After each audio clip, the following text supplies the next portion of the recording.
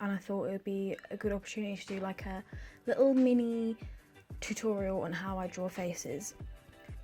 This is going to be quite a quick, rough general guide. I just used a simple-ish portrait reference that I found on Pinterest.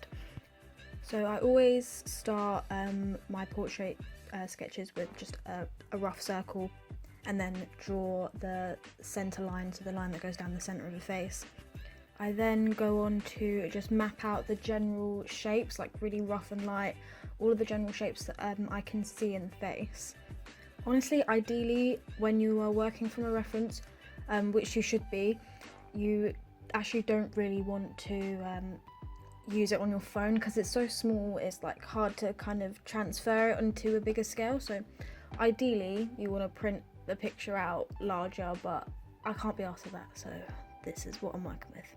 When you're looking at the proportions of the face, there are a lot of general guidelines that are the same for each face. So for example, the outer edges of the nostrils line up with the inner corners of the eye. So as wide as the nose is, generally that's the space between the inner corners of the eye. Also, the outer corners of the lip line up pretty much perfectly with the middle of the eye. The ear kind of lines up between the nose and the eye. Just stuff like that you look out for in the face is a really big help in mapping out the general shape of the face.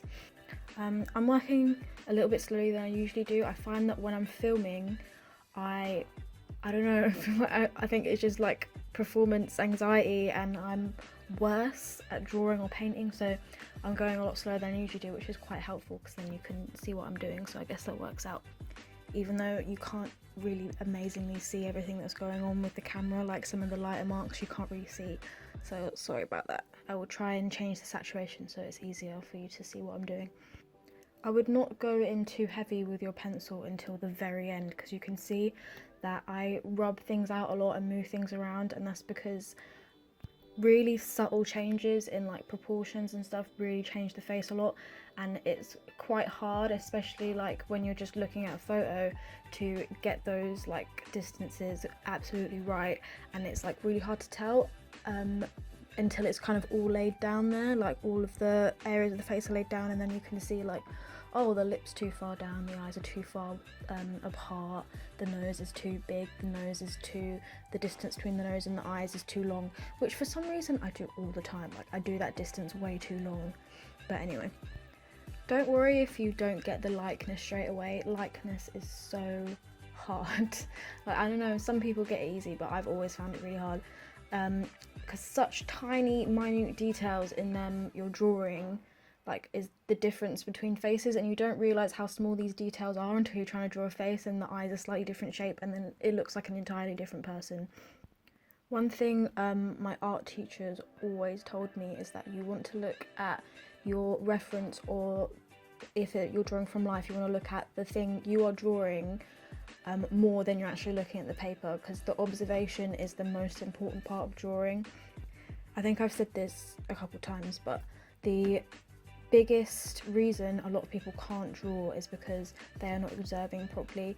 They are drawing what they think something should look like and not what they are actually seeing in a photo or in the real life. They're just kind of making it up in their head and thinking, well, eyes look like this, when they don't actually, like, you're not actually looking at the shape of the eye on the paper, you're thinking like what it should look like in your mind, which is basically the same as making it up, which is not what you want to do.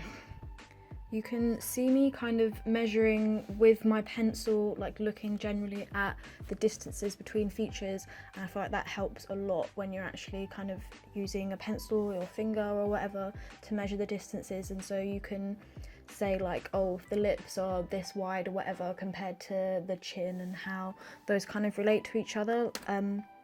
When you're working, I find when you're drawing like a pretty young woman or even a pretty young man, it's harder than when you're drawing like something with a lot more texture and a lot more shapes, because there's a lot more guesswork involved because it's quite smooth. So measuring those distances really helps, and not just with faces, but with anything, any object.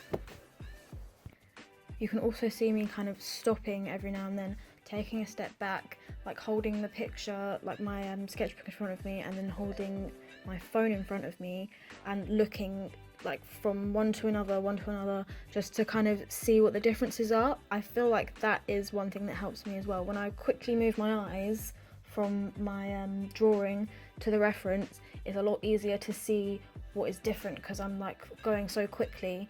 It's like you can see the change, like switching back and forth, and then you can be like, okay, that's definitely a different shape, I need to change that. Whereas if you look and then pause and then look at the picture, you can't really see it as well. When you have been drawing for a while, you don't necessarily have to use like this kind of structure of doing the shapes and stuff,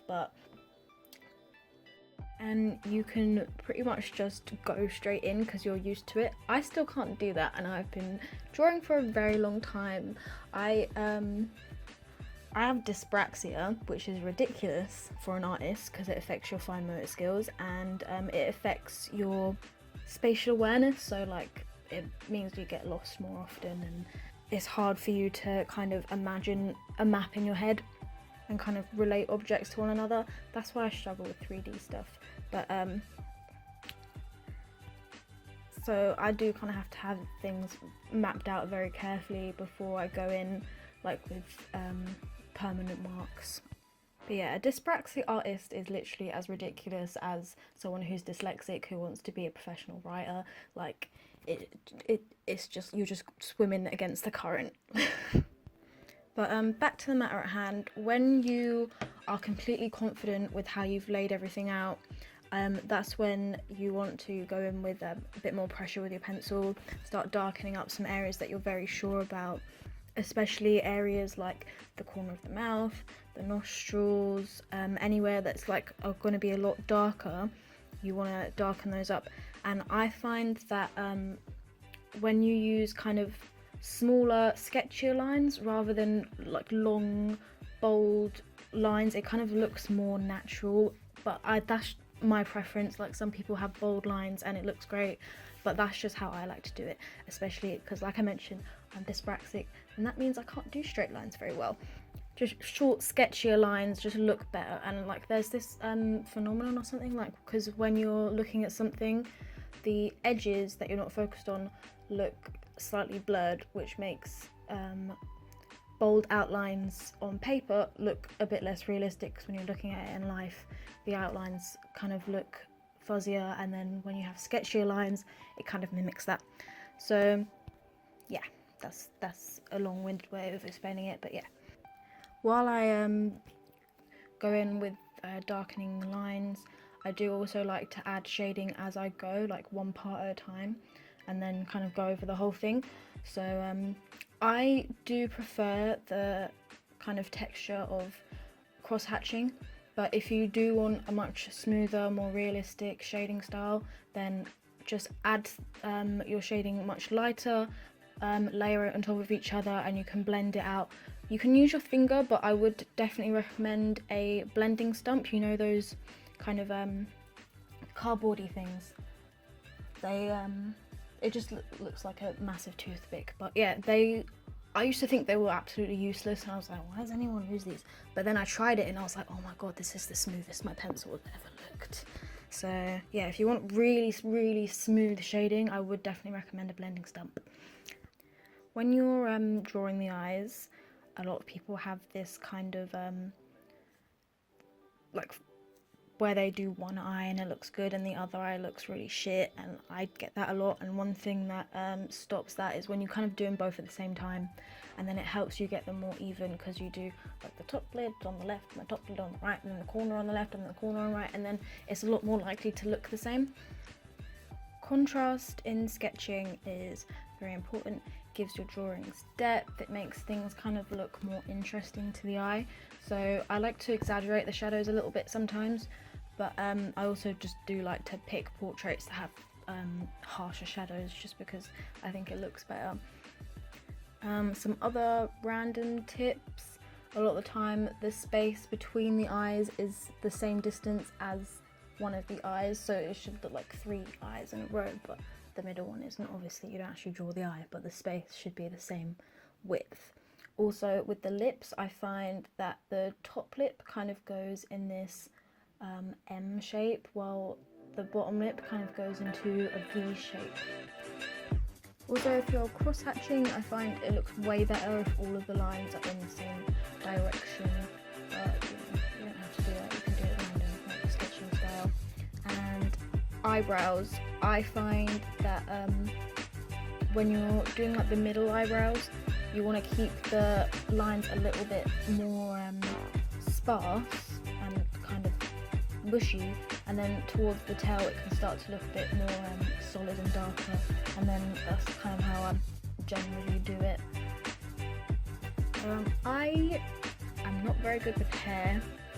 I really hate drawing hair, so what I kind of do is just block out the general shape of the hair. Even this isn't just for light sketches, this is like what I like to do when I'm painting as well, because I hate painting hair. I just can't be bothered. I don't think it takes a huge part away from my paintings not to do the hair in super fine detail. I'm not going for a realistic look. But anyway, so I block in the main kind of shape of the hair, and then I just do a few wispy lines and kind of especially around like the hairline, and then at the very outer bit where the hair kind of stops, you do a few flyaways, and then it kind of gives the impression of the hair. It makes the viewer do the work. You just kind of imply that the hair's there. They know what the hair looks like. They've got the general idea, and yeah. Oh man, now that I'm talking about how to draw faces, like I realise that I don't really know what I'm doing. I don't really know how to explain myself very well. What else can I say? I guess the most important thing is just to practice. Just from doing the 100 heads challenge, I have improved so much. Like you think in 10 days you couldn't improve that much, but you actually can. Like I cut down the amount of time it takes me to do a sketch, like way more. Like the end result isn't like hugely better, but the amount of time I take on it is like so much like cut down. There's like not really like a magical tip I can give you to like get better at sketching, and you literally just have to do it. Yeah, so practice, observe. The reference you're looking at is like such the biggest thing.